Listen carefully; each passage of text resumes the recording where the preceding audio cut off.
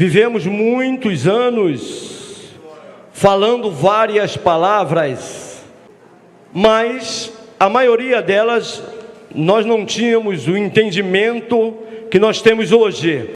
Líamos muito a Escritura e entendíamos muitas coisas segundo aquilo que era passado para nós, segundo aquilo que o Espírito Santo permitia, segundo aquilo que estávamos vivendo naquele momento, naquela época, para aquele fim, naquela finalidade. Hoje as nossas palavras estão tendo um peso maior, pois sabemos que Deus tem dado um entendimento aperfeiçoado naquilo que nós falamos. Falávamos em restauração, falávamos em santificação, falávamos em muitas outras palavras que só Deus conhece o significado real dessas palavras.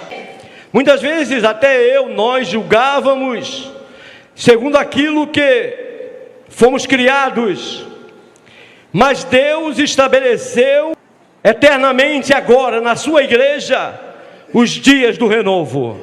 O renovo, ele pode ser um tempo em que a pessoa vive, em que a pessoa se introduz nesse tempo para receber uma mudança, uma transformação, uma renovação na sua vida. Como também o renovo pode ser alguém, algo, uma pessoa que será usada por Deus para introduzir o renovo na própria igreja.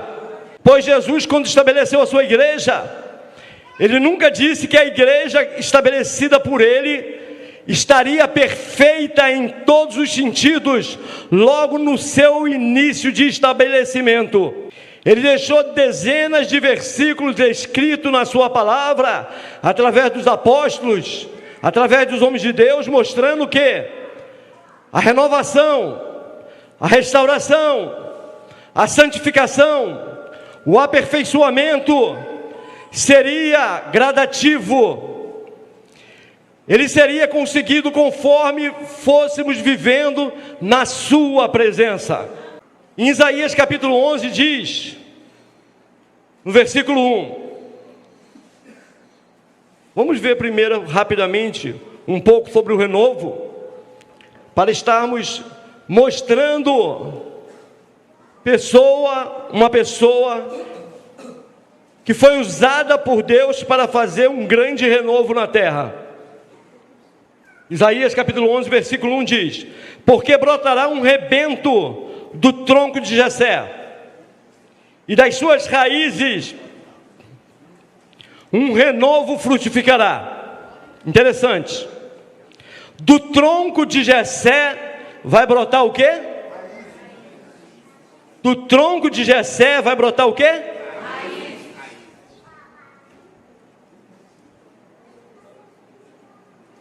Vou perguntar de novo. Do tronco de Jessé vai brotar o quê? Não é raízes que vai brotar do tronco, não? Não, raiz não brota do tronco. Primeiro surge a raiz, para depois surgir o tronco. No versículo diz aqui, brotará um rebento de onde? Do tronco de Jessé. Quem sabe aqui, principalmente as meninas novas, os moços novos, uma planta era dividida em quantas partes?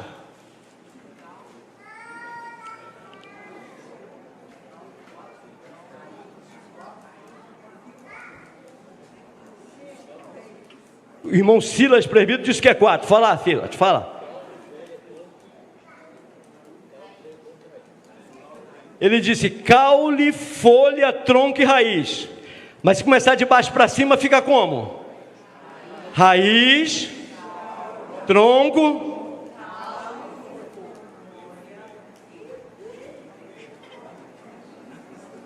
raiz,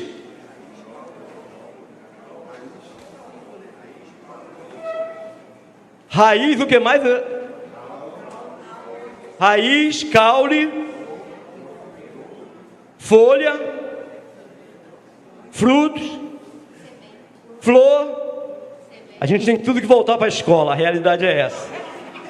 A gente quer entender a palavra de Deus e não lembra como é que se divide mais uma planta. Natanael, você tem que saber, Natanael. Ele sabe, mas esqueceu. Mas todos nós sabemos que começa da raiz. Amém, irmãos? Mas Deus aqui começou do tronco. Brotará do tronco um rebento. E o que é rebento?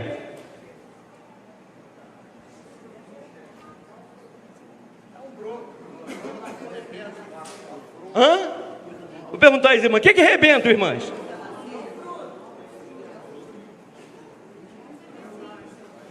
Rebento, irmãos, é um broto que sai do tronco. Quem já viu um tronco de uma árvore sair um brotozinho do tronco? Quem já viu? Aquilo ali é um rebento. E Deus disse que ia fazer nascer um broto do tronco de Jessé. Amém, irmãos? E diz mais: e das suas raízes. Da raiz de quem? Do tronco de Jessé.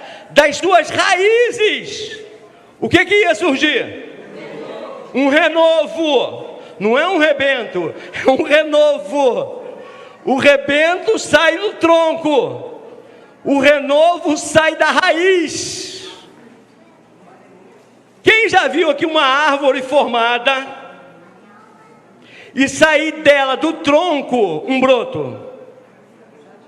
Agora, quem já viu uma árvore que lançou raízes e lá na frente daquela raiz, daquela árvore, nasceu um broto? Quem já viu?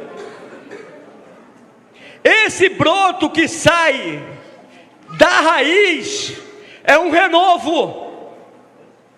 O que sai do tronco é um rebento, é um broto. O que sai da raiz é um renovo e também é um broto. É a mesma coisa. Só que Deus faz nascer um do tronco e faz nascer um da raiz. Amém, igreja? Só que a Escritura diz que as palavras de Deus são espírito e vida. A Escritura diz que a palavra de Deus é como uma espada de dois gumes. A Escritura diz que a palavra de Deus, ela é eterna, ela é viva. E Deus dá o significado para a palavra dele, o significado que ele quiser dar. E em Zacarias, no capítulo 3,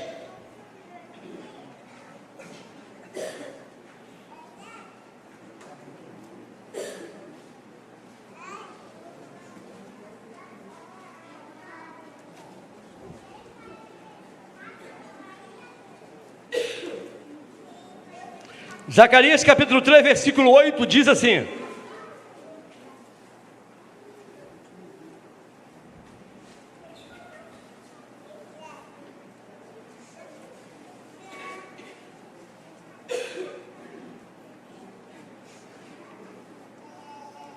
é mais a segunda parte do versículo, mas vamos ler o versículo inteiro. Ouve, pois, Josué, sumo sacerdote, tu e os teus companheiros, que se assentam diante de ti, porque são homens portentosos. Agora Deus não está falando de tronco nem de raiz, Deus está falando de homens. E homens o quê? Portentosos.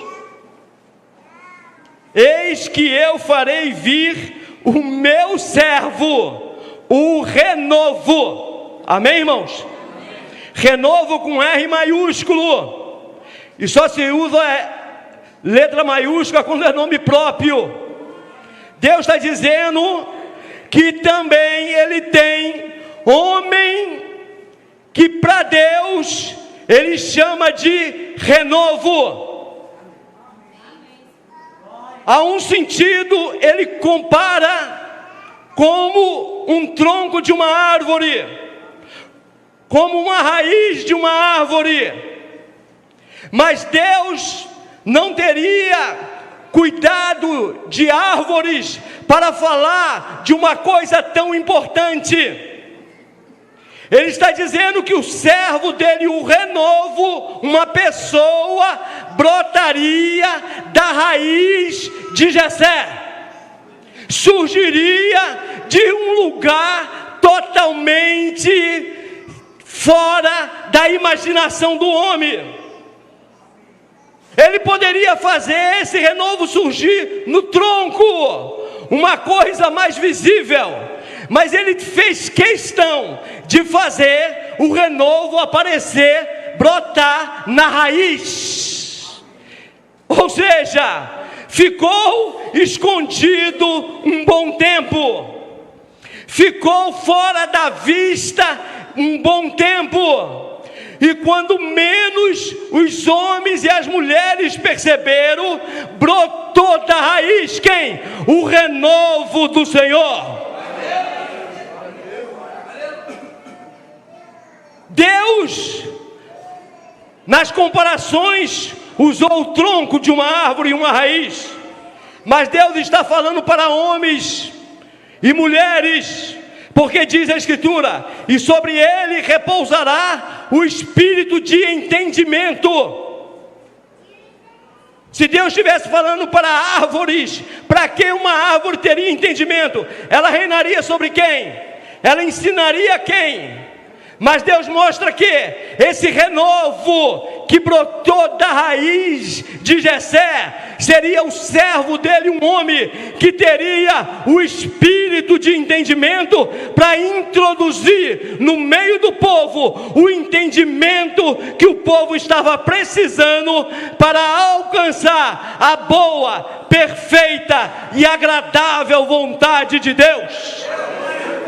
Porque diz Romanos capítulo 12: rogo-vos, pois, irmãos, pela compaixão de Deus, que apresenteis os vossos corpos em sacrifício vivo, santo e agradável a Deus, que é o vosso culto racional. É um culto com raciocínio, é um culto com entendimento. E o Espírito Santo na boca de Paulo rogava que nós apresentássemos os nossos corpos em sacrifício vivo para o nosso Deus. E ele disse: e não vos conformeis com este mundo, mas transformai-vos. Transformar de que maneira? De que modo? Diz a Escritura: transformai-vos pela renovação do vosso entendimento. Ou seja, o meu entendimento antigo nunca me traria uma renovação. Foi preciso Deus fazer brotar da raiz de Jessé um renovo que tivesse o espírito de entendimento para produzir em mim, em nós, na igreja, uma transformação de entendimento. Para quê? Para que experimenteis qual seja a boa, perfeita e agradável vontade de Deus. Sem o entendimento de Deus renovando os nossos entendimentos, nós poderíamos viver 1000 anos nessa terra, mas nunca conseguiríamos alcançar a boa, perfeita e agradável vontade de Deus, porque muitas vezes vivíamos segundo as nossas vontades e as vontades dos homens, esquecendo de perguntar para o nosso Deus qual era a boa vontade dele. Mas ele levanta o renovo, estabelece a renovação, mostra que o espírito do entendimento dentro da Escritura renova a nossa mente. E hoje, com a mente de Cristo, nós entendemos qual seja a boa, perfeita e agradável vontade de Deus. Amém, irmãos? Isso é o renovo na igreja. Renovo não é uma palavra somente de 6 letras. Renovo é transformação. Renovo é aperfeiçoamento. Mas irmão, eu não estou vendo aperfeiçoamento, porque você não está entendendo qual é a perfeita, boa e agradável vontade de Deus. E qual é a boa, perfeita e agradável vontade de Deus? A nossa santificação. Agora que eu não entendi. Parecia que eu era mais santo.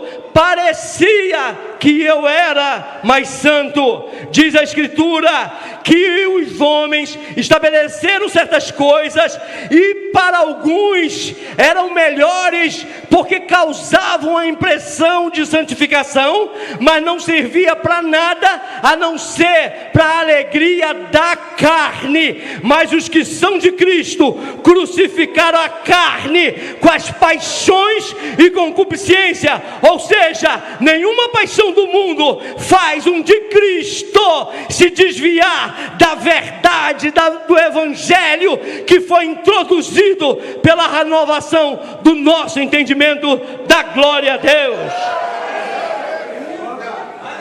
Glória a Deus, aleluia, aleluia, aleluia, Jesus Santo, glória a Deus, glória a Deus. E Deus sempre trabalhou assim.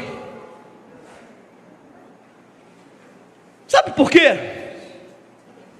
As irmãs acham que Deus faz tudo isso aí para mostrar o poder dele para quem? Para quem? Para ele mesmo, irmã Sônia.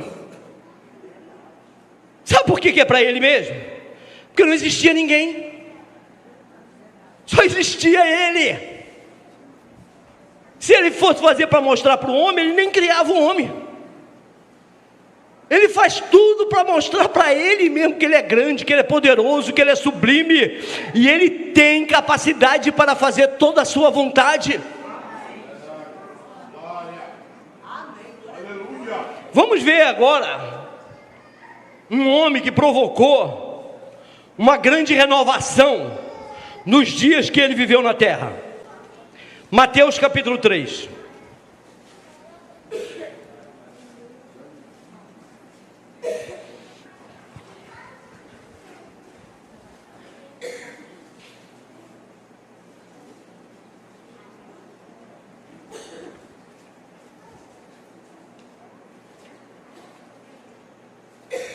Diz assim: e naqueles dias apareceu João Batista pregando no deserto da Judeia e dizendo: arrependei-vos, porque é chegado o reino dos céus. Amém, irmãos? Amém, irmãs? Naqueles dias apareceu João Batista pregando no deserto da Judeia e dizendo: arrependei-vos, porque é chegado o reino dos céus. Naquela época, Deus tinha o seu reino estabelecido na terra. Deus já tinha escolhido para si um povo, colocado o seu nome nesse povo, dado promessas para esse povo, aconselhado esse povo a seguir o bem para receber o cumprimento das promessas na sua vida. E para legalizar o conserto com esse povo, ele usou um homem chamado Moisés,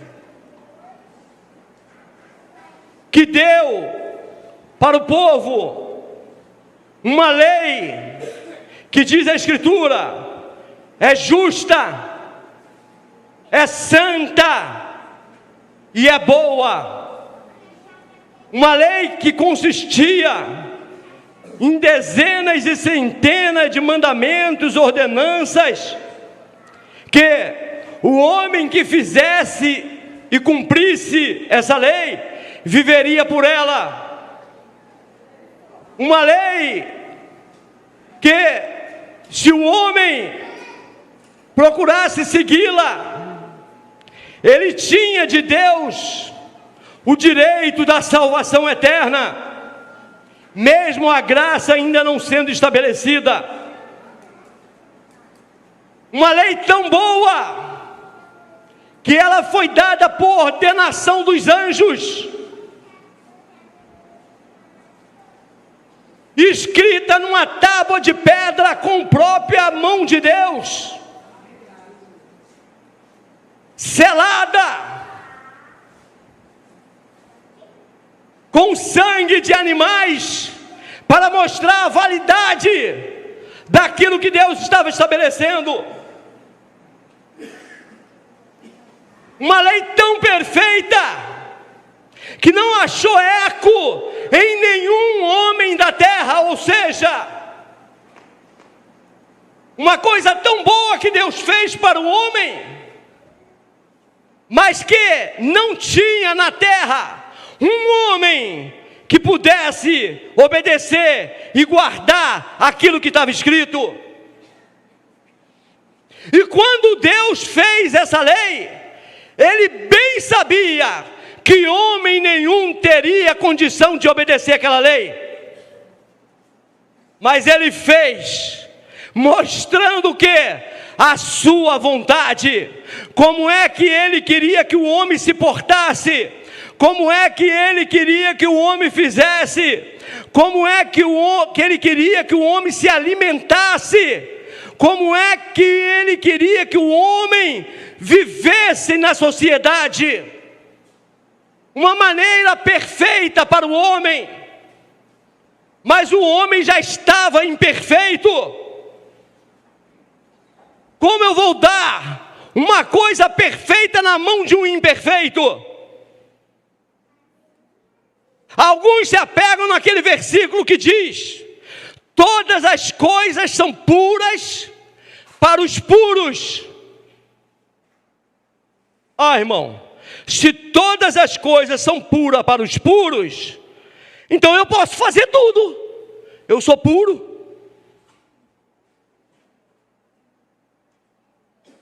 Só que o puro, ele sabe, conhece, tem entendimento do que é pureza.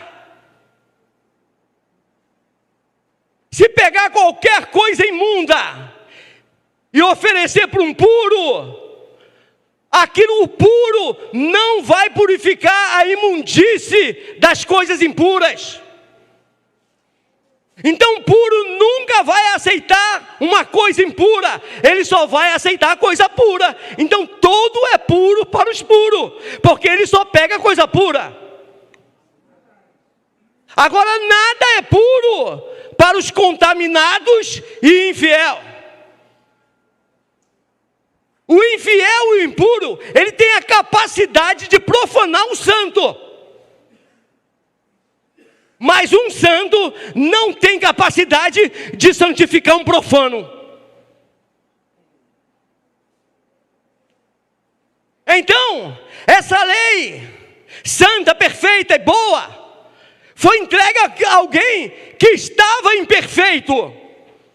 Jamais essa pessoa teria condição de guardar essa lei, e Deus sabia disso, mas mesmo assim Ele deu. Nessa lei, Ele estabeleceu uma hierarquia de cargos e posições: sumos sacerdotes, oficiais do templo, levitas e outros que trabalhavam. Estabeleceu turnos, estabeleceu vigias, estabeleceu exatamente como é que as pessoas principais teriam que fazer para que essa lei pudesse ajudar os necessitados, os pobres e até mesmo aqueles que procuravam fazer o bem. Mas nada disso funcionou, porque a intenção de Deus não era santificar o povo por uma lei perfeita. Ele queria introduzir no mundo um novo modelo de aperfeiçoamento. Então ele mostrou, aleluia, aleluia, aleluia, aleluia, aleluia, aleluia, aleluia. Ele mostrou para o povo o quê? Aleluia, meu Deus. Meu Deus.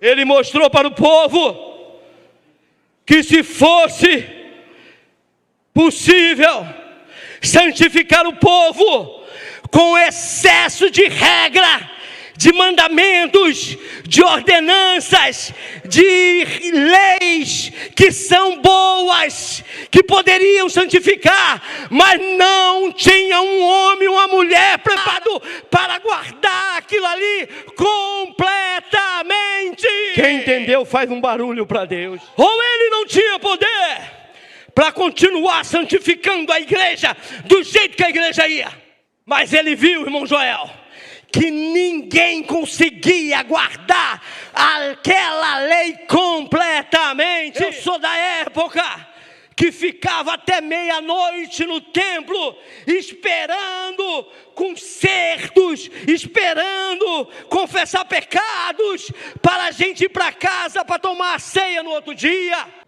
E quanto mais apertava, mais a fila crescia. Deus, tendo uma boa, perfeita e agradável vontade, assim como ele fez com a lei de Moisés, cujos homens não conseguiram guardar, cujos responsáveis da lei, por não conseguirem guardar, se corromperam.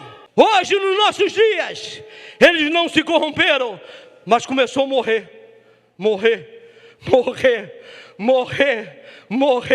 Foi morrendo, meu irmão. Foi morrendo, porque não conseguia estabelecer exatamente aquilo que foi dado por revelação.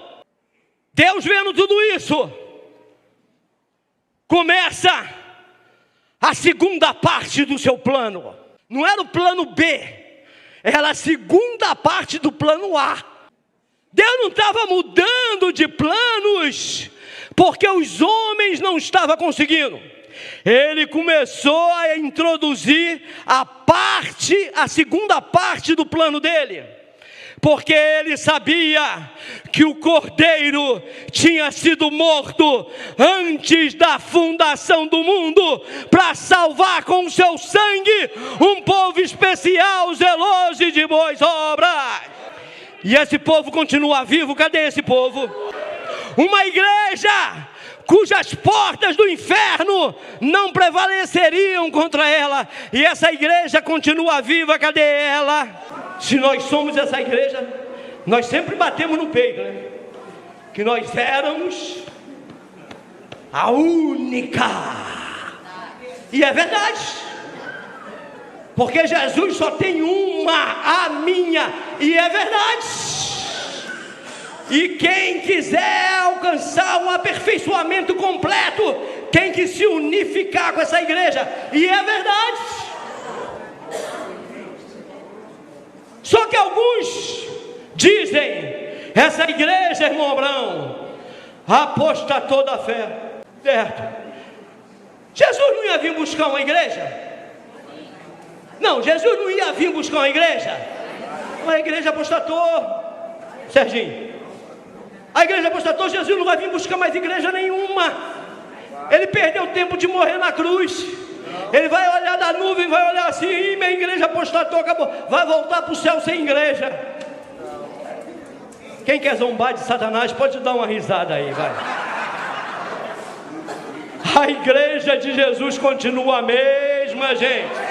Só Ele sabe o que é porta de inferno. O Espírito Santo que convence o homem do pecado. Só o Espírito Santo sabe qual é o pecado que o homem tem que ser convencido. Então, além daquele sistema dos homens sacerdotes, lá eles se corromperam. O dinheiro comprou. Tudo passou a ser através do dinheiro. Deus começa a cumprir as profecias dos profetas.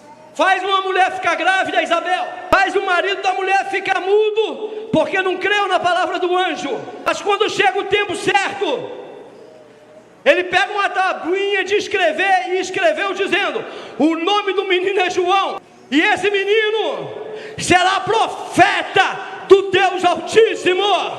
Ele nasceu com uma finalidade. Deus visitou e nos trouxe uma grande salvação na casa de Davi.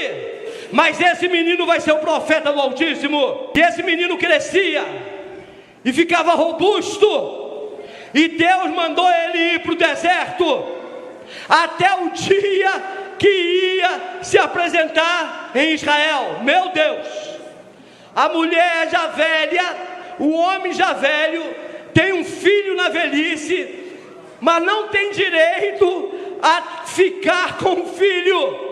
Vai para o deserto, menino. E o menino, não sei qual a idade que ele tinha, e o menino crescia e se robustecia. Não sei qual a idade do menino, mas ele foi para o deserto até o dia que ia se apresentar ao povo.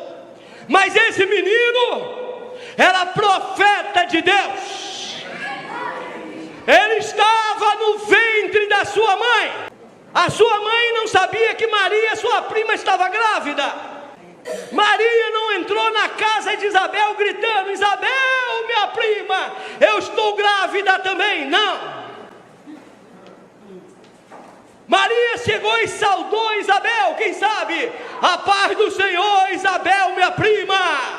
Mas ao ouvir a saudação de Maria, o profeta João, que ainda nem tinha nome, começou a saltar de alegria no ventre de Isabel.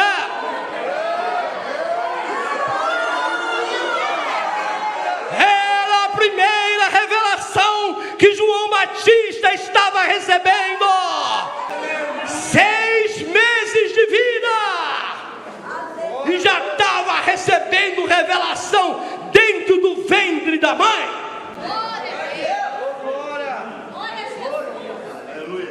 Aí ele cresce e vai para o deserto.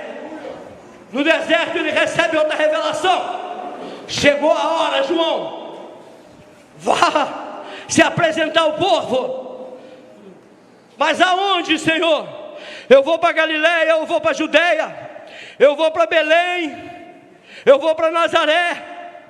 É para qual cidade que eu vou, Senhor? Não está escrito, mas eu estou conjecturando na minha cabeça. Não, João, tu vai para as margens do Jordão. Mas eu vou fazer o que lá, Senhor? Tu vai batizar, João. Batizar, Senhor. Vai batizar e pregar o arrependimento dos pecados. O povo está pecando. Os sacerdotes, levitas, sumos sacerdotes, não estão conseguindo guiar o povo pela minha lei. É necessário que eu estabeleça uma nova maneira, um novo meio de salvar o meu povo através do batismo do arrependimento. E João recebe mais uma revelação. Vai chegar, João, que é mais poderoso do que tu. João, que tu não é digno de desatar as correias da sua alparca. Vai chegar João, que batiza não somente com água, mas batiza com o Espírito Santo e com fogo. Quem é ele, Senhor?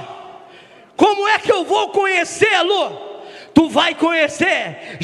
Deus não chegou para João e disse: o nome dele é fulano, é Beltrano, filho de Ciclano. Não, eu vou te dar um sinal, João, sobre aquele que tu vires descer uma pomba. O sinal de uma pomba é esse que batiza com o Espírito Santo.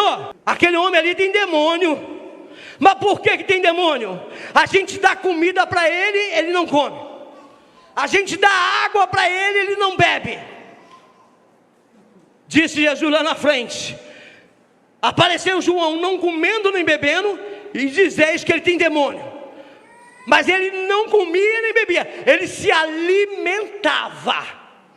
Deus deu o alimento que servia para o corpo, para a alma e para o espírito. Tem alimentos que alimentam a carne, mas tem alimentos que alimentam o corpo, a alma e o espírito. E um desses alimentos que o Senhor come aqui na terra é a ceia do Senhor. O Senhor come pão, mas está alimentando o teu corpo, alimentando a tua alma e alimentando o teu espírito. Dá glória a Deus.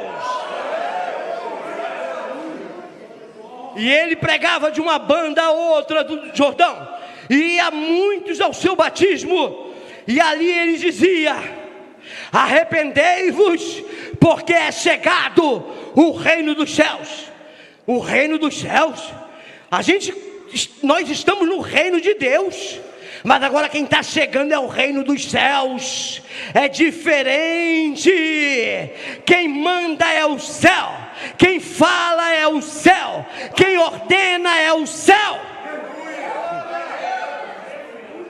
Mas o que a gente tem que fazer para receber a salvação? E João começou a dar doutrina, e João começou a dar mandamento, e João começou a dar ordenança para todos aqueles que iam no seu batismo. E os sacerdotes, e a lei, e os levitas, e os príncipes dos templos, Deus não quis saber daqueles que não conseguiram guardar o princípio dos seus mandamentos. Ele estava estabelecendo a sua graça, e na graça, uma maneira mais fácil, pela lógica humana, do homem alcançar a salvação. Ainda que, segundo Hebreus, a graça é muito mais séria do que a lei, porque diz Hebreus, no capítulo 9, versículo 27, se não fala a memória: quebrantando alguém a lei de Moisés, morre sem misericórdia, só pela palavra de uma ou duas testemunhas. De quando maior castigo cuidais vós, será julgado merecedor aquele que pisar o Filho de Deus e tiver por profano o sangue do testamento com que foi santificado, e fizer agravo ao Espírito da graça. Esse Espírito da graça é o Espírito Santo, que mostra o caminho da salvação através da graça que é Jesus.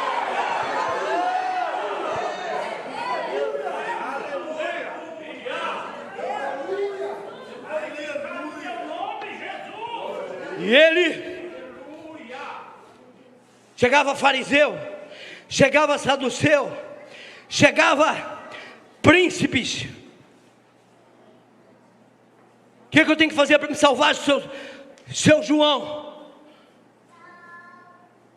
Ele poderia, né, irmão? Vai lá procurar o sacerdote. Qual é o seu pecado? É esse? Vai lá ver o que Moisés mandou na lei. Mas não, Joel. Ele recebia a revelação de Deus. Ele era a voz do que clama no deserto. Tinha alguém clamando no deserto, alguém que ninguém podia ver, mas Deus mandou a voz falar para o povo escutar, porque muitas vezes nós queremos ver, mas não estamos preparados nem para ouvir. Voz do que clama no deserto. Era ele, e dava mandamentos, e dava ordenança. Do nada, não sei quanto tempo, se dias, meses ou anos, no meio da multidão, ou era fora da multidão, não sei se tinha muita gente ou pouca, vem surgindo um jovem na sua direção. E ele, que segundo a profecia de Zacarias, era profeta do Deus Altíssimo, irmão Silas, ele recebe mais uma revelação. Aquele ali é o Cordeiro de Deus, que tira o pecado pecado do mundo.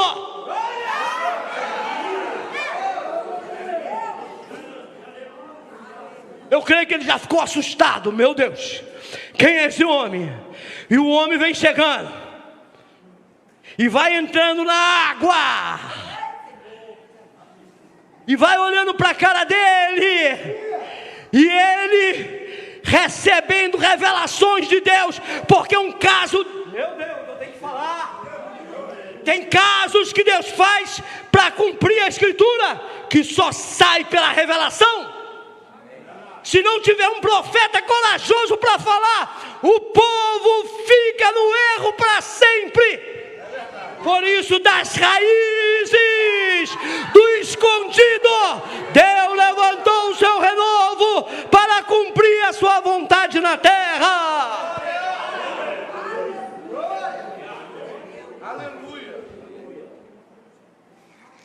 O que o senhor quer, moço?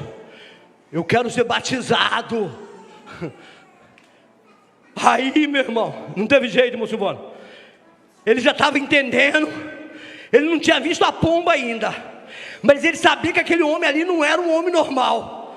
Ele falou: eu careço de ser batizado por ti, e vens tu a mim? E o homem disse para ele: deixa por agora, porque tu e eu, João, nós dois juntos, não é porque me convém não, porque te convém não, nos convém, é nós dois, nos convém cumprir toda a justiça, porque nos convém cumprir.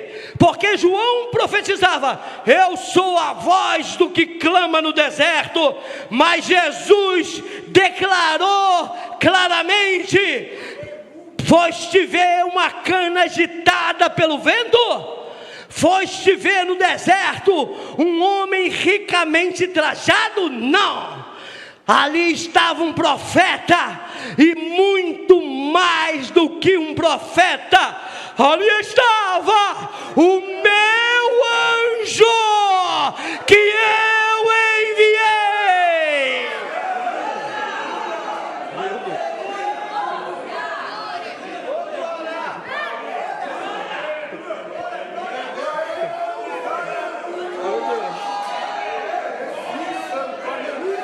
Mas, irmão Renato, ele não nasceu de Isabel, não entendo, não quero nem saber. Jesus falou assim: ó, é o meu anjo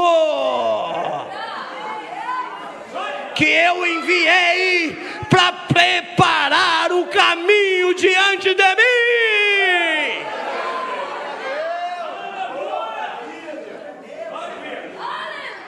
Irmão, irmã, tem muito anjo pregando aqui em cima, e a gente não está vendo. Teve um anjo que pregou aqui, que dizia assim, ó: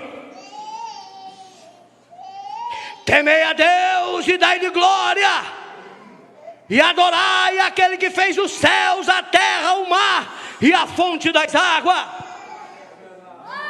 Depois dele veio outro anjo e pregou: caiu Babilônia, aquela grande cidade que deu a todos de beber do vinho da sua prostituição. Depois veio o terceiro anjo e pregou: quem receber o sinal na sua mão e na sua testa, também o tal beberá do vinho da ira de Deus. 2 anjos já voltaram, ainda tem um anjo aqui sofrendo.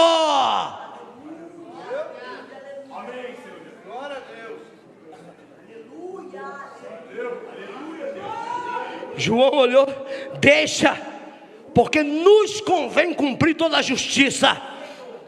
Aí João, tá bem, pegou ele, batizou. Porque João falou assim: o que me mandou batizar. Ele estava lá no deserto, Deus falou: João, vem, chegou a hora, vai para o Jordão batizar, João. Mas como é que eu vou fazer, Senhor? Tu vai batizar assim, tu vai fazer assim, tu vai falar isso. Deus ensinou João, porque não está escrito que sacerdote batizava, sumo sacerdote não batizava, levita não batizava, ancião do templo não batizava. Era uma nova maneira para que o povo de Deus alcançasse a remissão dos pecados estabelecido pelo próprio Deus. E quando ele mergulhou, e o homem levantou, ninguém viu, mas João viu uma pomba branca descendo sobre ele.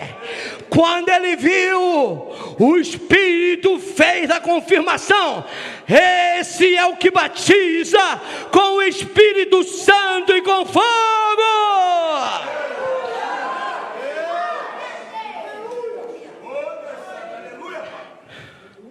Eu não sou a luz, mas eu vim para dar testemunho da luz. A lei foi dada por Moisés, disse João, a graça e a verdade vieram por Jesus Cristo. Os fariseus disseram para João: por que tu está batizando? Se tu não és Elias, se tu não és Moisés, o profeta, e se tu não és o Cristo. Pela Escritura, Elias podia batizar, o profeta podia batizar e o Cristo podia batizar.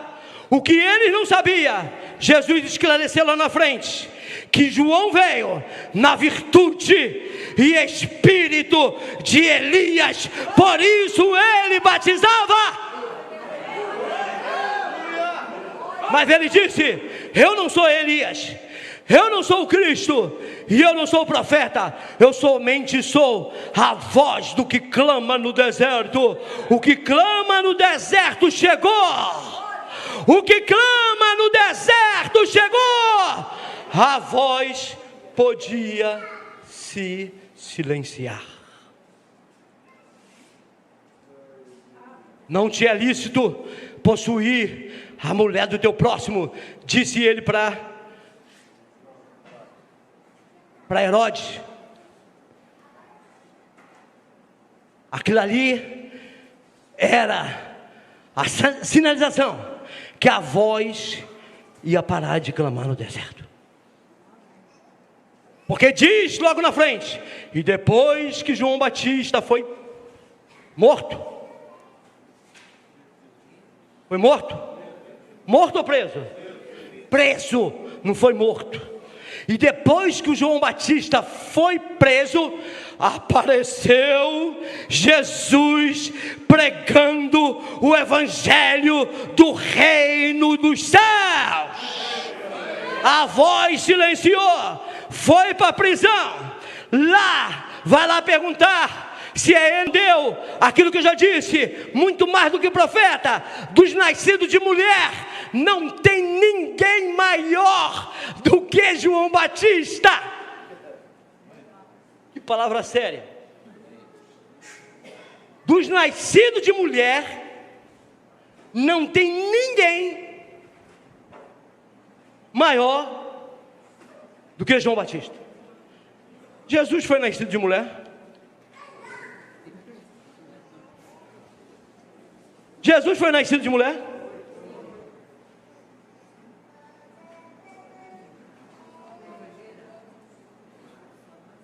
Jesus foi nascido de mulher? Ele disse que ninguém nascido de mulher era maior do que João Batista. Então João Batista era maior do que Jesus. Está vendo como é que é fácil turbar uma mente? A senhora e o senhor se esqueceu até do complemento do versículo. Esquece até do complemento do versículo. Fica logo derrubado. O que diz o complemento do versículo? Mas o menor no reino é maior do que ele. Aí Jesus, para não declarar publicamente, ele fala assim: quem é maior? Quem está na mesa ou quem serve? Quem é maior? o que está na mesa. Então quem serve é menor. É isso que Jesus quis dizer? Aí ele diz assim, ó, eu sou diante de vós como aquele que serve. Jesus estava dizendo assim, ó, eu sou o menor no reino dos céus. Eu estou dizendo que todos são menores do que João Batista, mas eu menor, eu sou maior do que João Batista.